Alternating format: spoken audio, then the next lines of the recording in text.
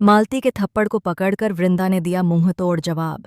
और इस बार हालात कुछ ऐसे बदल गए हैं कि खुद अंगद भी अब खुलकर वृंदा के साथ खड़ा नजर आएगा। जी हाँ दोस्तों, क्योंकि सास भी कभी बहू थी के आने वाले एपिसोड में कहानी एक ऐसे मोड़ पर पहुंचने वाली है जहां हर रिश्ता, हर भरोसा और हर चेहरा बेनकाब होता नजर आएगा। अब तक जिस वृंदा को सबने कमजोर समझा था, वो अब अपने हक के लिए आवाज उठाने जा रही है।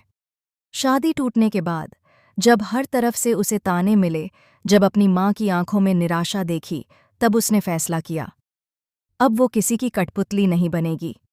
वो अब वही वृंदा नहीं जो चुपचाप सब कुछ सह ले। अब वो अपने दिल की सुनने वाली है, और इस बार उसका दिल सिर्फ और सिर्फ अंगद के लिए धड़कता है। वहीं दूसरी तरफ घर में मचा है हंगामा।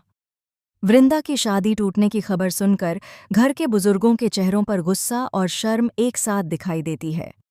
सुभाष की माँ रोते हुए कहती है, हमने तो इस लड़की को बहू बनाया था, पर इसने तो हमारे खानदान की नाक कटवा दी। लेकिन किसी को ये नहीं पता कि सच्चाई क्या है और किसने रचाई ये साजिश।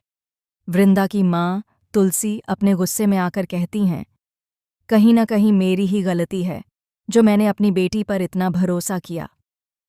लेकिन जैसे जैसे सच सामने आने लगता है, तुलसी के पैरों तले जमीन खिसक जाती है। उसे पता चलता है कि यह पूरा तमाशा मालती और परी ने मिलकर किया था। दोनों ने मिलकर वृंदा की शादी तोड़ने का प्लान बनाया था ताकि वो अपनी चालें चल सकें। परी, जो पहले ही तुलसी की आंखों से उतर चुकी थी, अब पूरी तरह से मालती के इशारों पर नाच रही है। मालती का मकसद साफ है। वो नहीं चाहती कि अंगद और वृंदा एक हों, क्योंकि उसे डर है कि अगर अंगद की जिंदगी में वृंदा आई तो उसका असली चेहरा सामने आ जाएगा। मालती जानती है कि वृंदा जैसी सच्ची और मजबूत लड़की उसके सारे झूठ को उजागर कर देगी, इसलिए वो किसी भी कीमत पर दोनों को अलग रखना चाहती है। उधर अंगद के दिल में मची है तूफान। वो जानता है कि जो कुछ हुआ वो गलत था। वो वृंदा को खोना नहीं चाहता, लेकिन अब बहुत देर हो चुकी है। वो अपने दिल की बात कहने से डरता है, लेकिन जब वृंदा सामने आती है तो उसके शब्द खुद ब खुद निकल जाते हैं। मैं तुमसे प्यार करता हूँ वृंदा।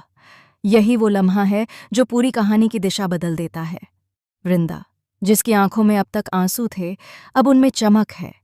वो बिना किसी झिझक के कहती है, मुझे भी तुमसे प्यार है अंगद, पर अब मैं किसी झूठे रिश्ते की कीमत पर अपने प्यार को नहीं खोने दूंगी। दोनों के बीच का यह पल एक नई शुरुआत जैसा लगता है।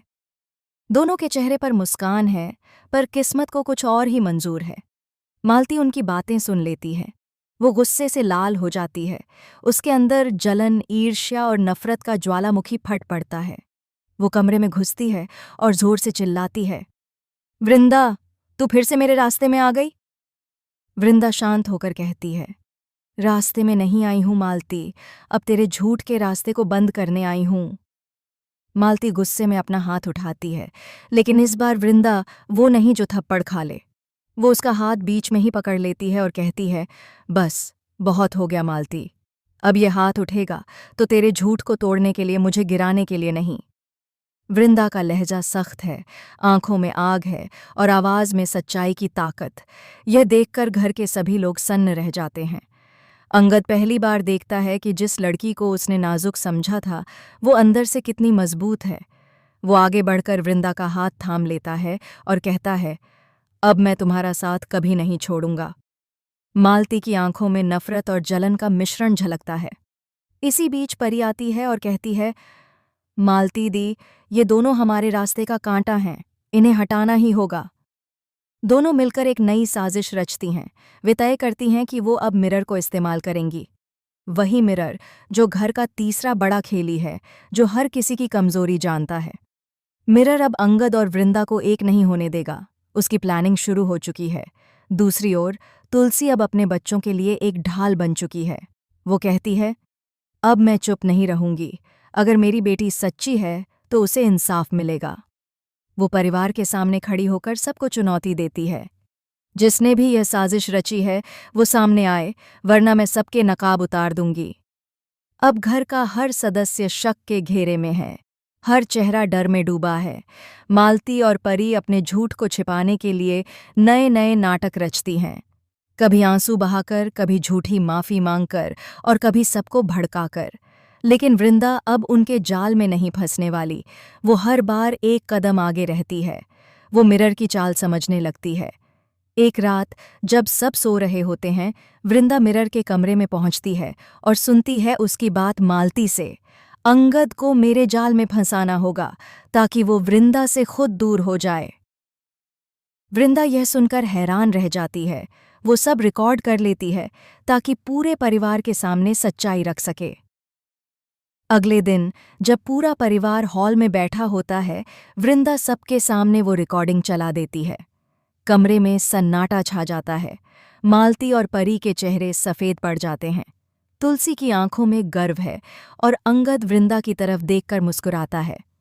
वो कहता है, आज मुझे एहसास हुआ कि सच्चा प्यार झूठ से कभी नहीं हारता। लेकिन कहानी यहीं ख़त्म नहीं होती। मिरर अब भी हार मानने वाला नहीं। वो कहता है, तुमने मेरी चाल पहचान ली वृंदा, लेकिन अब भी खेल ख़त्म नहीं हुआ। और वहीं से कहानी एक नए मोड़ की तरफ बढ़ती है। एक ऐसा मोड़ जहां प्यार, धोखा और साजिश के बीच की रेखा धुंधली हो जाती है। अब सवाल यह है, क्या वृंदा और अंगद का प्यार इन सब साजिशों के बीच क्या दिखे?